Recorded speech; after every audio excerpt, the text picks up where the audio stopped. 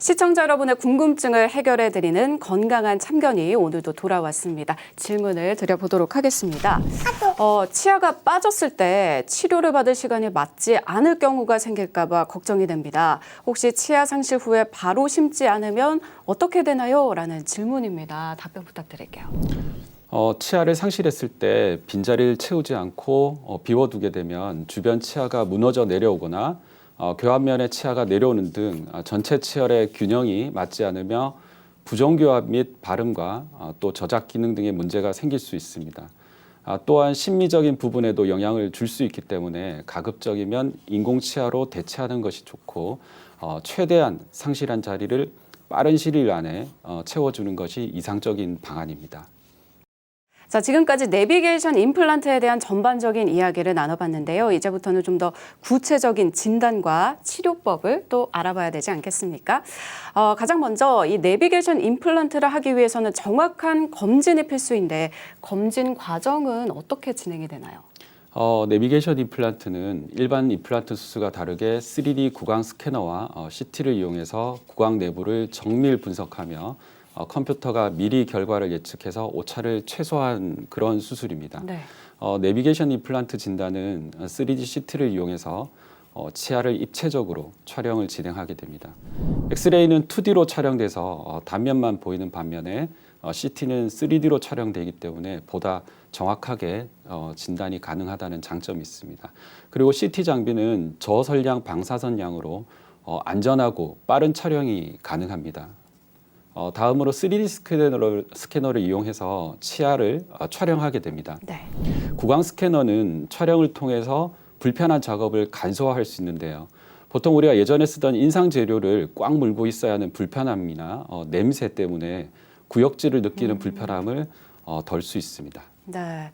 자, 이렇게 검진을 끝내고 바로 시술에 들어가는 것이 아니라 어느 위치에 또 어떻게 치료가 들어갈지 미리 가이드를 진행해보는 과정도 있다고 들었습니다. 네. 그 과정 설명도 부탁드릴게요. 파노라마 촬영과 CT 촬영을 그리고 또 구강 촬영까지 마쳤다면 이제 그 보철물의 위치를 미리 결정하게 됩니다. 네. 구강 내 데이터를 가지고 기공실에서 상실된 치아를 수복할 때 가장 이상적인 위치로 보철물을 가상으로 위치시켜 주는데요. 그런 다음 디지털 모의 수술로 가상으로 위치시켜준 크라운과 또 CT를 통한 치조골의 형태를 고려해서 가장 적당한 위치에 임플란트를 위치시켜 줍니다.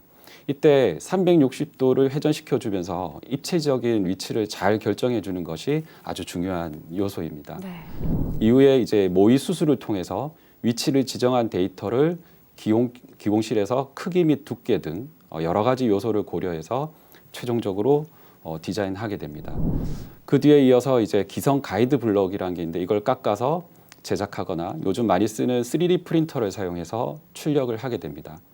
이 출력된 결과물 가이드를 전처리하고 또 소독을 진행한 후에 예정된 스케줄에 맞춰서 이제 수술을 진행하게 됩니다. 네, 참 많은 과정들을 거치게 되는데 혹시 실제로 내비게이션 임플란트를 받으신 분의 사례를 보면서 한 번 더 설명을 들어볼 수 있을까요?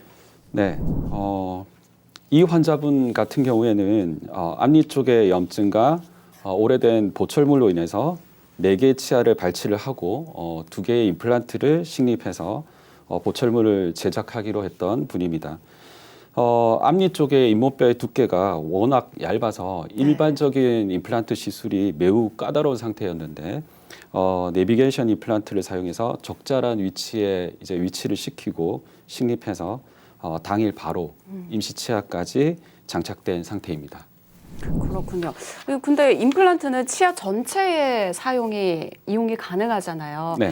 혹시 내비게이션 임플란트가 사용되면 특별히 더 좀 효과가 좋은 위치가 있을까요? 네, 대체적으로 커다란 부위 또 많은 부분 조금 더 정밀성이 요구되는 부분에 등에서는 이 내비게이션을 사용하는 것이 도움이 많이 됩니다.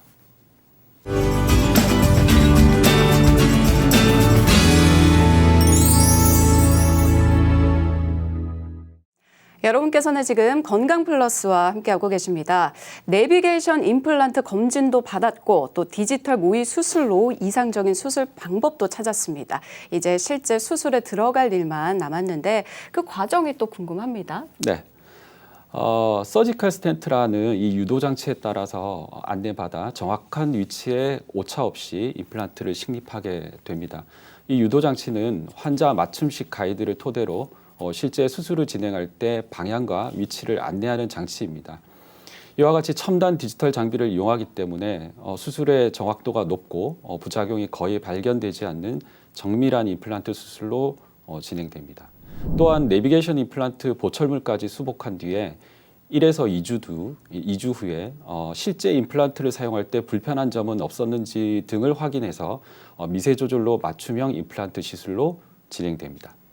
네, 근데 원장님, 이 내비게이션 임플란트는 오차 범위도 작고 또 정교하게 시술이 가능한 만큼 간격이나 또 각도도 좀 일정하게 시술이 가능하겠네요?